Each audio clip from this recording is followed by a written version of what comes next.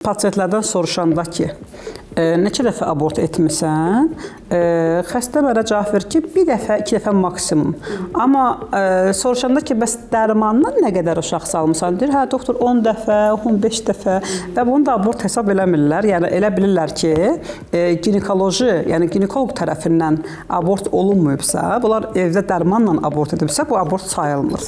Amma bu çox böyük yanlışdır. Baxın, hər dəfə hamiləlikdə qadın orqanizmində prolaktin deyilən başqa adı mamogen hormon adlandırılan bir hormonun miqdarı artır. Və paraleldə təbii ki, süd vəzi xərçəngini yaradan estrogen və progesteron daha çox estrogen hormonudursa, bu hormonal səviyyədə artıq dəyişkənliklər baş verir hər hamiləlikdə. Və qadın orqanizmi hazırlaşır, yəni hamiləliyi eynən axarları genişləməyə başlayır, prolaktin miqdarı artır, süd vəzidə uyğun dəyişkənliklər baş verir. Sonra xanım gedib birdən-birə hamiləliyi sonlandıranda burada sadəcə uşağı, yəni daha doğrusu dölü matkadan çıxartmır.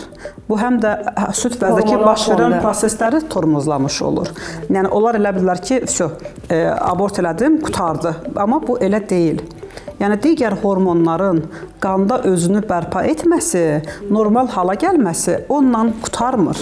Yəni siz bugün tutaq ki, abort etmisinizsə, bu proses 1 ay, 2 ay, 1 il çəkə bilər ki, orqanizm özünü tənzimləyə bilsin.